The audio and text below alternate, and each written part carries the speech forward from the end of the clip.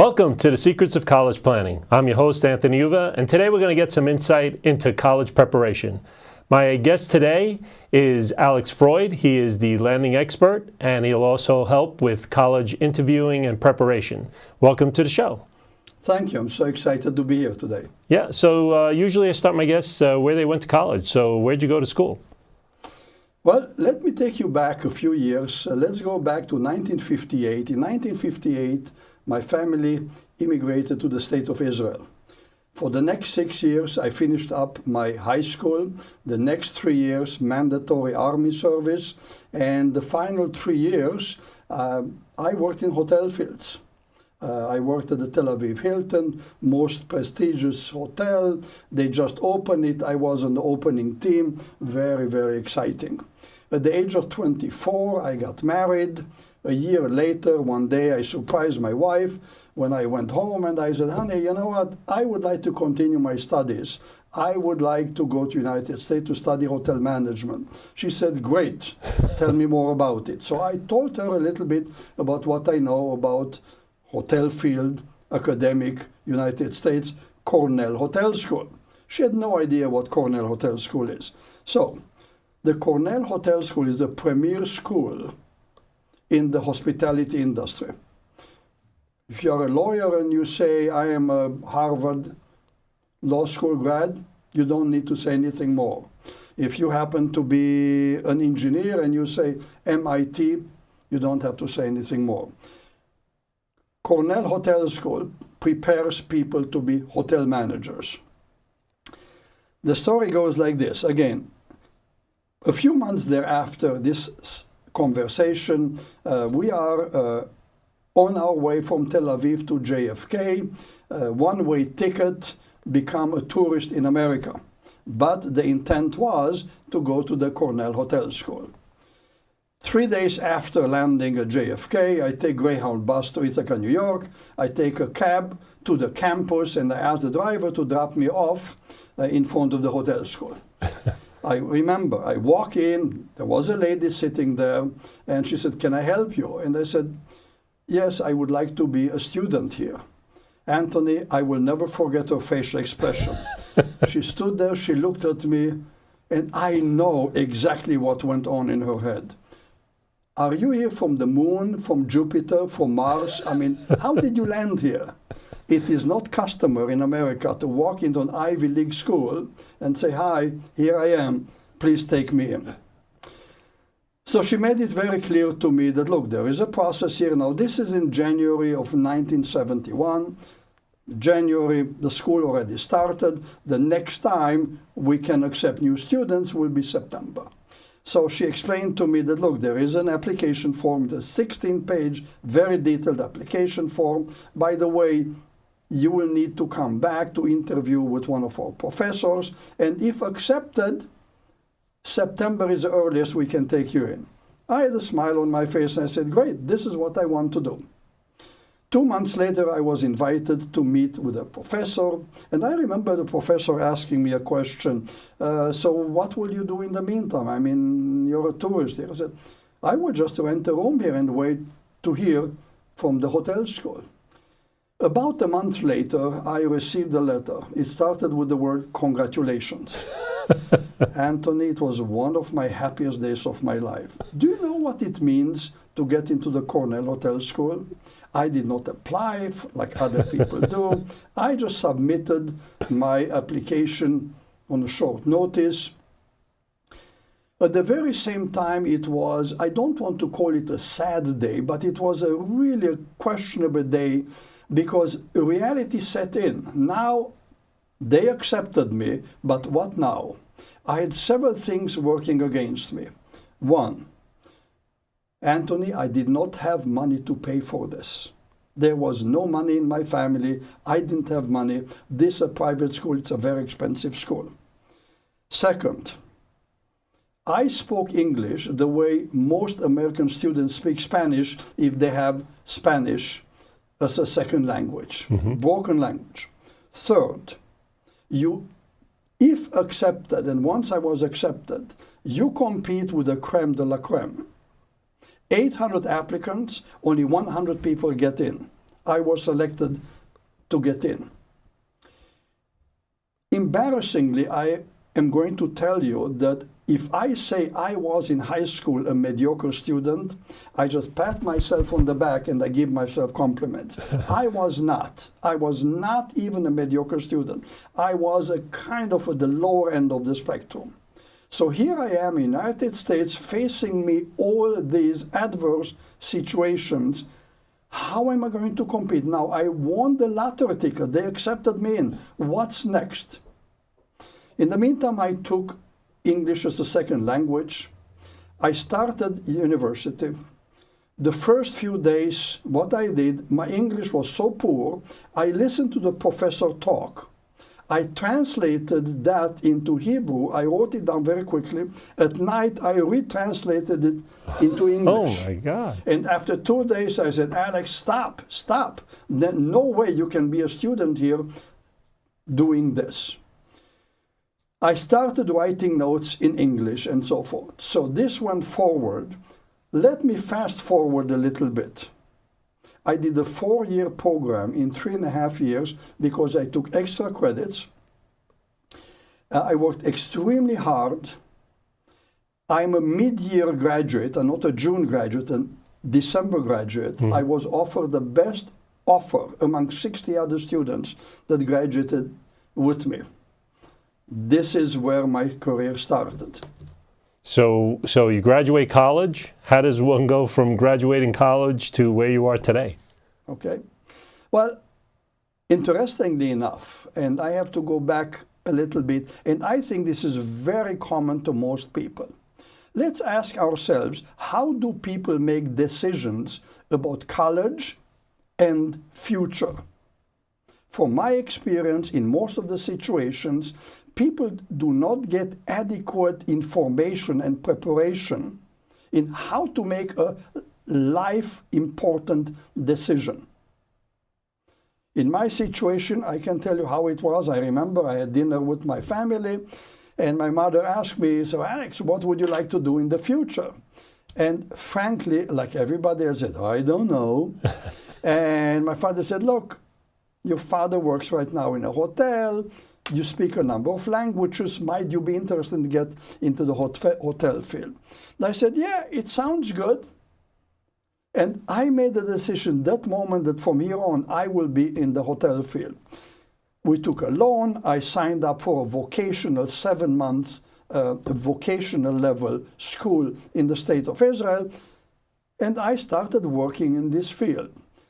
As I told you, I came to the United States, I graduated from Cornell, now I get a fantastic offer, I start working, but started working 55 hours a week, 60, 70, it came to 73 hours a week. Wow. At that point, I had my daughter was less than 1 year old. We lived in Rochester, New York, needless to say, snow is about up to your knees and so forth. And I worked very, very long hours. And after like 6 months, I had to ask myself, is this why I came to the United States? Is this why I went through this very difficult, very rigorous program? Basically, if you work 73 hours a week, let me share with you what that means.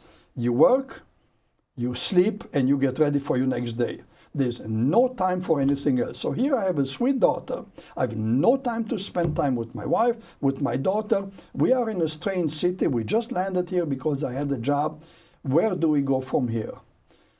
At that point, I had to make an executive decision. I said, this is not going to go on. I need to do something else. I resigned. And I said, okay, easy to resign, but what do you do next? My specialty was food and beverage. So I said, I will need to market myself to another employer in the food and beverage area. It should be either in college feeding or hospitals. I don't want to go back to hotels working another 73 hours a week. Whichever comes first, that will be my future. The next 8 years, I saw myself in the in the hospital work. I became the director of the dietary. That's basically the individual in charge of feeding patients, feeding doctors, feeding nurses, feeding visitors, cafeteria, and so forth. And I worked from Denver, Colorado to Poughkeepsie, New York. I worked in upstate New York, various hospitals and so forth, until one day I found myself interviewing in Lower Manhattan, the Wall Street area, for corporate America. This is where my future started. From that point on, I had a blast. It was just unbelievable. So, how did you become the landing expert for interviewing and preparation for interview? Okay. So again, I had a great career. I had some times that were not so great, but if I look back in general, I really enjoyed what I did. I always enjoyed what I did. I cannot say that all my bosses were the nicest people, but I always enjoy what I do. So here I find myself in Princeton, New Jersey. I'm 60 years old, and my last employer didn't like me so much. So I'm out on the street and looking for a job. I want to help myself, I want to help others, and in the process I do a lot of networking, and here and there people say, Alex, you're very good at this, why don't you become a career coach? I frowned at that. What do you mean career coach? I'm used to get a big paycheck, what are you talking about? I didn't listen to them, but again and again the same motif came back, and I found myself saying, why aren't you listening to what people tell you? Perhaps this is what you should do. So I kept helping people until one day, I remember that one day somebody said, Alex, you're great at this, but you have a problem. I said, what is my problem? I said, Alex, you have a big heart, you want to help everybody, but you will never become a career coach until you tell an individual, I'll be happy to help you, but you need to pay me. That was so difficult for me to say that. And then one day somebody asked for some help, and I said, but I hope you'll be able to pay me. You know what the person said? No problem. That was the first time that I got paid for what I'm doing. That is 13 years ago. I started with the first, second, third. Today I have a little over 850 private clients that I help with. And this is what brings me to current. And I want just one more thing. I'm the happiest man in the state of New Jersey. I love what I do.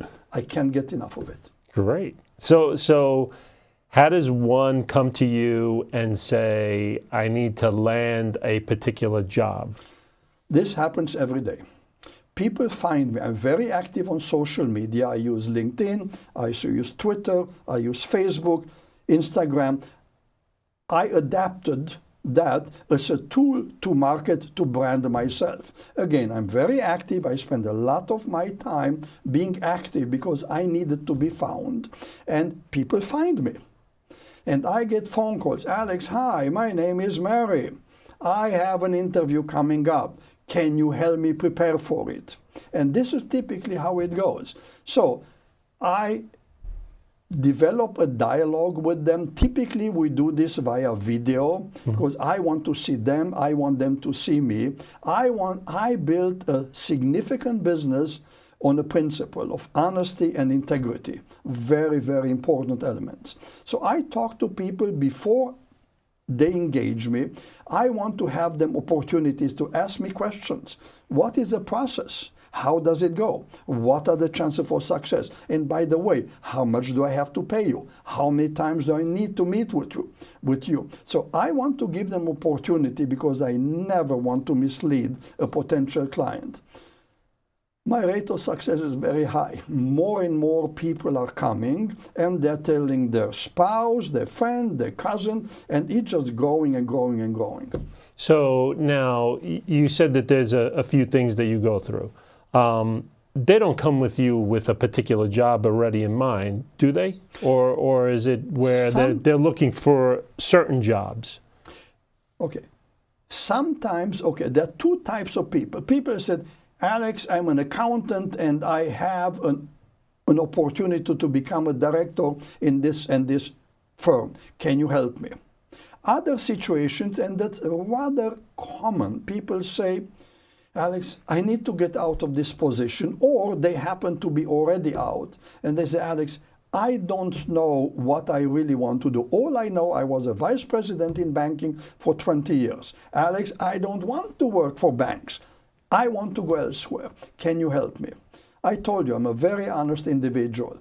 My job is to help people with interview preparation. Allow me to share with you a concept. As a career coach, I am like a doctor, but I'm not a doctor. You know I'm not a doctor. Right. So, but if you say I'm a doctor, Anthony, I hope if you have an eye problem, you don't go to a foot doctor. Why? Because you have an eye problem. You see, I'm a career coach, but please don't think that as a career coach, I know how to do everything. In this horizontal called career coaching, there are various verticals. One, interview preparation. This is where my expertise is. There are people that the only thing they do, they help people with resumes, they help people with LinkedIn profile. Other people are those people that help people, like the example I gave you. Mm-hmm. They do help people identify the areas that they like, areas that they are good at, something that's coming up, not something that no longer is needed in the future. Right. So there are various verticals under the umbrella of career coaching. My expertise clearly is in the interview preparation area. So do you help them with questions to ask the interviews are going? Is Yes, that the way it works? That's exactly what happens. Once I meet with them, and I have to tell you, I have two types of clients. 50% are in the Princeton area or commutable distance from my home office, and I always prefer that.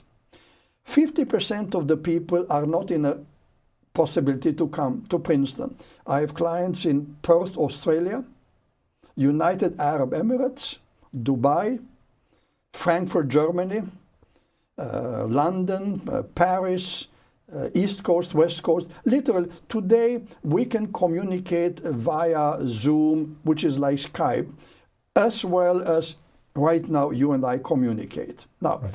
Those people that I do via video, we have an opportunity to record it on their computer, so everything we do is recorded for later viewing. They come to me because they need help for an upcoming interview. Every so often people come to me and the phone discussion sounds like this. Hi, Alex, I'm a PhD. I have years of experience. I had 6 interviews, never an offer. Can you help me? I said, yes, I can help you, but I need to understand your needs. I need to understand what you're good at. I need to understand where are the bottlenecks. Why is the reason that after 6 interviews, the job always goes to somebody else? Anthony, if you have, let's say, a pain in the abdomen and you call your doctor, is your doctor give you a prescription and said, Anthony, come to my office, lie on the table, I want to feel it, and then after several tests, they give you a prescription. Right. I do the same thing. I need to talk to the individual. I need to know their circumstances. I need to find out what is what they like to do, what is what they're good at. Perhaps there are some things that they are communicating with their body language, something that the other person doesn't like. I will demonstrate this to you. Of course, in this room, there's only you in front of me. How would you like to communicate with me when, it's blatantly I'm not looking at you and looking elsewhere? You see, this is not pleasant. Yeah. Okay, so perhaps this is what they do and they don't have anybody else that told them, look, in an interview, please look at the person, look at them. We communicate by looking at the other person. Right. We do not communicate by looking elsewhere. This is a negative body language, and I make them aware. This is how we do. And then we keep going and, questions and answer, and answer. How many sessions usually does it take for a person to get pretty good at the interview process? Thank you so much for asking this, because this is a question most people ask me. My answer is always the same. I don't know. Because, Anthony, there are people that get this information and intuitively, they're so good at it. It's enough for them to meet with me for 3 hours. I'll come back to that in a minute, the 3 hours and the 1 hour session. I have one person that met with me 8 times already for 3 hours. Wow. Anthony, I will confess to you, he's still not good. 8 times 3 hours. There are people that meet with me once and they are flying with it. They are fantastic. So each person is very, very individual. People that come to me ask me the same question, and they ask me, by the way, how much do I need to pay? I always guide them to my website, landingexpert.com. I have a page there that talks about services and fees. Very simple. You can hire me for 2 hours. 2 hours right now, $200. Or most people, 98% of people come for 3 hours. The 3 hours is not $600, it's only $495, and that can be split into 60 minutes, 90, or one time 3 hours. They are always in the driver's seat. I'm here to help them. Yeah. Now, how about college students? What do college students come to you for? Is it basically how do I get a job interview somewhere? Well, college students have a difficulty, and allow me to be very direct with you. In my opinion, typically the college counselors are not preparing the students adequately well. The college is in the business to give you education. You pay, or your parents pay, big amounts. At the end, they will give you a wonderful diploma that looks exactly like everybody else that graduated with you. The college is not preparing you for a job. It's up to you to get yourself prepared for the job. That is one of the reasons I have very good business, because they are not prepared for this job. What is a college student to do? I always say this, and please allow me to be very direct. Please use a coach. I'm not saying use Alex. Right. Use a coach to help you, because a professional can not only improve what you bring to the table, but also can speed up the process. Some people get jobs rather fast, and some people after 18 months are staying at home and frustrated and not be able to get employment. This is very bad for the parents, it's very bad for the students. Please use a professional that can help you. And so students usually come to you junior year, sophomore year of college? What year did they usually start to come to someone like you? Very few come to me before graduation. That's so sad. This is so sad. Most people try it on their own. They are not able to find what they're looking for. And out of frustration, then they call me, or very often, the parent is calling me, can you help my son? This is not right. Allow me to use the word blame. I blame parents a lot, and I'll tell you why. Parents pay very big bucks for their children's college education. $20,000, $60,000, $150,000. We're talking big bucks. Why not spend another $1,000, $1,500, $500, whatever it takes, to help Johnny or Mary be able to go for an interview, know what they want? Please use a professional. Best advice I can give. That's good. Well, we're coming to the end of our show, and usually I ask my guests, what advice do you want to give to the parents? Their sons and daughters are graduating or going to graduate. What kind of preparation do they need to go out and find a job? Okay.